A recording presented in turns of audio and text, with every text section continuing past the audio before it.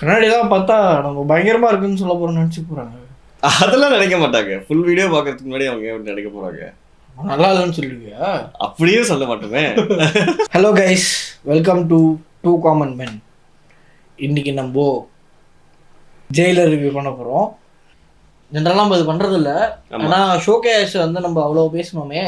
இது நெல்சன் படம்டா, லோகேஷ் படம் இல்லை. ஷோகேஸ் ஜெயிலர் ஷோகேஸ்க்கு வந்து நம்ம அவ்வளோ பேசணுமே. படம் பார்த்துட்டு எப்படி இருக்குன்னு சொல்லுவோம். எஸ்.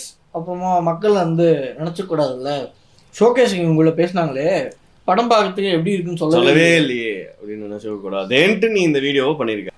ஸோ படம் எப்படி இருந்ததுன்னு சொல்லிட்டு ஒரு 4 வார்த்தை பேசலாம். 4 வார்த்தை. எனக்கு வந்து படத்தில் வந்து படத்தோட எக்ஸ்பீரியன்ஸ் வந்து ஒரு ரீசெண்ட் டைம்ஸில் சில வந்த ரஜினி படங்களில் கண்டிப்பாக வந்து பார்க்கும்போது பார்த்து முடிச்சதுக்கப்புறம் ஐ am not regretting it definitely. அதான் ஏன்னா அதுக்கு வந்து ஒரு மெயின் ரீசன் வந்து என்னன்னு நோட்டீஸ் பண்ணேன்னா, படத்தில் எனக்கு ரொம்ப பிடிச்ச விஷயம் தான் இருந்தது. ஸோ நெல்சன் வந்து ஒரு யூனிக்காக இது பண்ணியிருக்காரு அப்படின்னா, ரஜினிக்கு வந்து சூப்பர் ஸ்டாருக்கு வந்துட்டு direct hand to hand compact வந்து கிடையாது. கரெக்ட். தலைவராக போயிட்டு வந்து ஃபைட் சீக்வன்ஸில் அடித்து பறக்க விடுறது அப்படிங்கிறது வந்து கிடையாது. நான் ஏன் சொல்கிறேன்னா, அப்படி ரஜினி நம்மலாம் பார்த்து தான் வளர்ந்துருக்கோம். அது வந்து தலைவர் வந்து அத்தனை பேர் அடிக்கிறது தான் வந்து மாசு. பட் வந்து பிகாஸ் ஆஃப் ஹிஸ் ஏஜ், அந்த ஏஜுக்கு ஏற்ற கேரக்டர்ஸ் பண்ணால் தான் கரெக்டாக இருக்குங்கிறது வந்து ஒரு ஃபியூ இயர்ஸாக வந்து செட் ஆகிருக்குல்ல. கபாலி, காலா, அந்த மாதிரி. ஸோ அதே மாதிரி இதுலேயும் செட் ஆகிருக்கனால அவர் அப்படி பண்ணாமல் ஒரு மாஸ்டர் மைண்டாக யோசிச்சு he's just like bringing in people. அவருக்கு தெரிஞ்ச அவர் ஜெயிலராக இருந்ததுனால அங்கே இருக்க கிரிமினல்லாம் நிறையா தெரிஞ்சிருக்கும்ல. ஸோ அப்படியே வந்து அவங்களெல்லாம் ஒருத்தராக வந்து கூப்பிட்டு யூஸ் பண்ணி பேட்டில் வின் பண்ணுறாரு அப்படிங்கிறது வந்து that was the major aspect which felt good for me. பார்க்கறதுக்கு வந்து இம்ப்ரெசிவாக இருந்தது. அதாவது ஓகே நைஸ் அப்படிங்கிற மாதிரி ஒரு நைஸ் டச். கரெக்டு தான். எனக்கு வந்து மாஸ் மூமெண்ட்ஸ், சில பஞ்ச் டைலாக்ஸு, 3ஆவது ஒருத்தர் இருப்பான் பாரு அப்படின்னு சொல்கிறது, அந்த இதெல்லாம் ஞாபகம் இருக்கா? ஞாபகம் இருக்கு. சிவராஜ்குமார் வருவார்ல, ஞாபகம் இருக்கு. அந்த சீனு அதெல்லாமே ரொம்ப நல்லா இருக்கும். எனக்கு ரொம்ப பிடிச்சிருந்தது. மோகன்லாலோட பேசிக்காக வர சீன்ஸ், அதாவது மாஸ் மூமெண்ட்ஸ்க்குன்னு எடுத்த சீன்ஸ்லாம் இருந்ததுல்ல, அதில் வந்து ஒரு 80% சீன்ஸ் நல்லா தான் இருந்தது. கரெக்டாக இருந்தது. பஞ்ச் டைலாக்ஸ், மாஸ் சீன்ஸ்லாம் கரெக்டாக இருந்தது. ஆனால் பிரச்சனை என்னன்னா, படமே வந்து going from one mass scene to the another mass scene. இது முடிஞ்சிச்சா நெக்ஸ்ட் என்ன மாஸ் சீன் அப்படிதான் இருக்கு. ஏன் சொல்றேன்னா, ஸ்டோரியில வந்து அந்த அளவுக்கு வந்து என்கேஜ்மெண்ட் வந்து இல்லாமல் போயிடுது. லைக் ஆஃப்டர் அ பாயிண்ட் ஸ்டார்டிங்கில் ரஜினியோட கேரக்டர் எஸ்டாப்ளிஷ்மெண்ட் இதெல்லாம் வந்து நல்லா இருக்கு ஓரளவுக்கு, ஓகே. பட் வந்து எங்கே வந்து இதாகுதுன்னா, கேஸ்ட் வந்து இப்போ இத்தனை பேர் இருக்காங்கல்ல, இவ்வளோ ஆக்டர்ஸ் இருக்காங்க. எவ்வளோ ஆக்டர்ஸ் யோசிச்சு பாரு. ரம்யா கிருஷ்ணன், மோகன்லால், விநாயகம், ஜாக்கி ஷ்ராஃப், சுனில், அதுக்கப்புறம் வந்து கிங்ஸ்லி, யோகி பாபு, சிவராஜ்குமார், அதுக்கப்புறம் அந்த விடிவி கணேஷ். ஸோ இத்தனை பேர் இருக்காங்க. அதாவது இவங்க எல்லாமே யூஸ்வலி படங்களில் வந்து they'll have லைக் ஒரு நல்ல அமௌண்ட் ஆஃப் ஸ்க்ரீன் ப்ரெசன்ஸ் அவங்களுக்கு இருக்கும். ஸ்க்ரீன் ப்ரெசன்ஸ் இல்லை, ஸ்க்ரீன் டைம் இருக்கும். ஸ்க்ரீன் ப்ரெசன்ஸும் இருக்கலாம் படங்களை பொறுத்து, பட் ஸ்க்ரீன் டைம் இருக்கும். இதில் வந்து அவங்க யாருக்குமே ஸ்க்ரீன் டைம் கிடையாது. ஏன்னா ஒரு பாயிண்டில் வந்து பையன் உயிரோடு தான் இருக்கான் அப்படின்னு விநாயகம் சொல்லும்போது, கேரக்டர் சொல்லும்போது, சூப்பர் ஸ்டார் வந்து ரம்யா கிருஷ்ணன் அந்த சீன்லேயே, அதுக்கப்புறம் சீன்லேயே கிடையாது, உயிரோடு தான் இருக்கான்னா ஆப்வியஸ்லி சொல்லுவாங்கல்ல யாராக இருந்தாலும் ஒய்ஃப்கிட்ட. அதெல்லாம் கணக்கே இல்லை. சில அட்ராஷியஸான சீன்ஸ்லாம் இருந்தது, நிறைய அட்ராஷியஸ் சீன்ஸ் இருந்தது. அது வந்து நாளையிலேருந்து நீங்கள் வந்து அவரை பற்றி கற்றுக்கிறதுக்காக இங்கே தங்கி ட்ரைனிங் எடுக்கணும்ன்ட்டு ஒரு இது சொல்கிறதெல்லாம் வந்து ஜஸ்ட் லைக் என்ன சொல்கிறது, ஒரு தாட்டே கொடுக்காம அது வந்து பரவாயில்ல இல்லை. ஆக்சுவலாக ஆடியன்ஸ் கிட்ட இந்த மாதிரி அவங்களை டைவர்ட் பண்ணுறோன்னு சொல்கிறதுக்காக ஏதோ ஒன்று சொல்லணும், ஏதோ ஒன்று இல்லைன்ற மாதிரி தான். அதெல்லாம் எனக்கு வந்து அது காமெடிக்காக ட்ரை பண்ண மாதிரி தான் இருக்குது. ஏன்னா வந்து அதுக்கப்புறமா அது ஒர்க் அவுட் ஆகலை. ஏன்னா வந்து அதுக்கப்புறமா எங்கே காலைல டீ ஆத்தின்னு இருப்பா, டீ ஆத்தினே இருக்கும்போது எங்கே ஆளை காணும் அப்படின்னு கேட்டால் பெங்களூர் வரைக்கும் நடந்து போயிட்டாங்க. இன்னொரு அட்ராக்ஷனான விஷயம் என்னன்னு பார்த்தோன்னா, ஓகே இதில் வந்து நிறைய ஸ்பாய்லர்ஸ் இருக்குது. இன்னொரு விஷயம்னா, ஜெயிலரோட பையனை ரிலீஸ் பண்ணதுக்கப்புறம் வந்துட்டு நான் 4-5 வருஷமா போராடினதெல்லாம் வந்து உன்னை ஜெயிக்க நினைச்சியா, உன் கூட சேர்ந்து பிசினஸ் பண்ணதான், இது தெரியாம நீ எனக்கு வந்து உள்ள வச்சிருக்கேன். இதெல்லாம் என்ன, அதாவது ரைட்டிங்ல வந்து ஏன் இவ்வளவு வீக்கா இருக்கு அப்படின்ற மாதிரி. ஏன்னா அவன் வந்து பிடிச்சிட்டு வர போதே சொல்லியிருக்க மாட்டானா, என்ன இல்லை இவ்வளவு நாள் இம்ப்ரெசன்ட் பண்ணி விட போது வந்து சொல்லிட்டு whichever scenes that super star is there, அந்த அந்த பர்டிகுலர் சீன்ஸ்க்காக மட்டும்தான் கதையே எழுதப்பட்டிருக்குன்ற மாதிரி தான் இருக்கு. மிச்ச சீன்ஸ்லாம் வந்து அந்த சீன்ஸ்ல வந்து நல்லாவே எழுதப்பட்டிருக்கு கூட. ஏன்னா ரொம்ப பிடிச்ச சீன் எனக்கு படத்துல என்னன்னா, இந்த டைனிங் டேபிள்ல வந்து வைஃப் கேரக்டரையும் மருமகள் கேரக்டரையும் உட்கார சொல்லிட்டு நகரவே கூடாதுன்னு சொல்லிட்டு உட்காரு சொன்னேன்ல, அதெல்லாம் வந்து தலைவர் ரஜினியோட யூஷுவல் மூமெண்ட்ஸ்.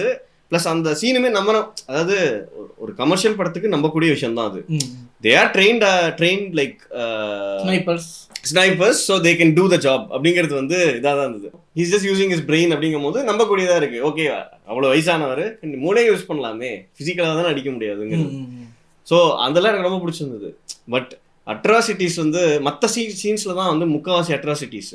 அப்புறம் ஸ்டார்டிங்ல வந்து அந்த ரஜினிக்கும் ஒரு பையனுக்கும் அந்த ரிலேஷன்ஷிப் காமிக்கிற சீன்ஸ், ஆமா, அப்புறம் அந்த சின்ன பையனோட சீன்ஸ் எல்லாமே ரொம்ப சூப்பர்ஃபிஷியலா இருந்தது. ரொம்ப, அதாவது ரொம்ப குட்டி குட்டி கொஞ்சம் நேரம் வந்துட்டு போயிடுச்சு. ரொம்ப சும்மா கை போட்டு இப்படி நடக்கிறது ஒரு ஸ்லோ மோஷன், ஆமா ஆமா, அந்த மாதிரி போயிடுச்சா. அதுக்கப்புறமா அப்போ மாண்டேஜ்ல தான் காமிச்சிருந்தாங்க. இருந்தாலும் மாண்டேஜே ரொம்ப ரொம்ப அன்கன்வின்சிங்கா இருந்தது. அதாவது நமக்கு வந்து அவருக்கு அவர் பையன் மேல எவ்வளவு பாசம் இருக்குங்கிறது வந்து அவருக்கு மட்டும் தான் தெரியுது, அந்த கேரக்டருக்கு மட்டும் தான் தெரியுது, நமக்கு தெரிய மாட்டேங்குது. லைக் அவன் செத்துட்டான்னு சொல்றாங்க. அது வந்து ஐயோ பையன் செத்துறானா அப்படிலாம் இல்ல. ஆமா, அவன் செத்துட்டானா, சரி ஓகே. 2-3 வாட்டி ரஜினி வந்து நான் ரொம்ப பையன் செத்துறான்னு ஃபீல் பண்ணிட்டேன் அப்படின்னு சொல்றாரு. தவிர for lot of young directors நல்ல ரஜினி படம் எப்படி எடுக்கிறதுங்கிறது தான் ஒரு ட்ரையலாவே போய்கிட்டு இருக்குல்ல இப்போ.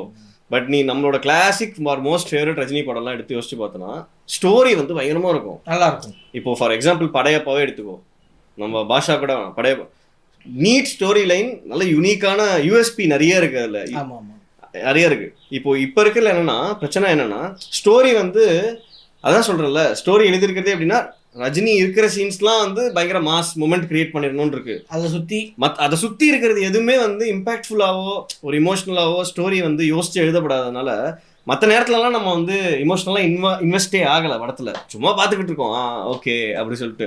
அப்புறம் வந்து ரஜினி மூமெண்ட் வரும்போது மட்டும் வந்து நமக்குள்ள இன்னும் மிச்சம் இருக்கிற அந்த ரஜினிசம் வந்துட்டு எங்கேருந்தோ தோண்டி எடுக்கப்பட வேண்டியதா இருக்கு. அதெல்லாம் நல்லா இருந்தது, நல்லா இருக்குடா. பட் அது வந்து எப்படி சொல்றது, அந்த மொமெண்ட்டுக்காக நம்ம வந்து அப்படின்னு பண்ண வேண்டியதா இருக்கு. இதுவே வந்து நம்மளுக்கு அந்த படத்தோட மற்ற சீன்ஸ் இம்பாக்ட்ஃபுல்லா இருந்தா ஒரு லோ போயிட்டு நம்மளும் வருவோம்ல, லைக் அதுதான் வந்து.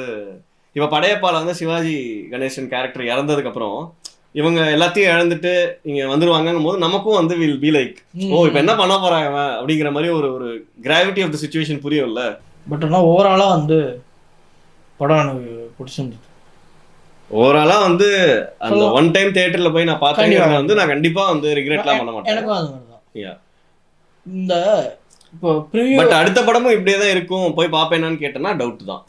சந்தோஷம், நான் பார்ப்பேன். அதே மாதிரி அந்த முக்கியமாக நான் என்ன சொன்னேன்னா, அந்த ஷோகேஸில் ஓரளவு தான் பேச்சு வீச்சு அது ரொம்ப பிடிச்சிருந்ததுன்னு சொன்னால, படம் பார்த்துட்டு எனக்கு பிடிக்காம போயிடுச்சு, பிளேஸ்மெண்ட் சரியா இல்லாமல் போயிடுச்சு.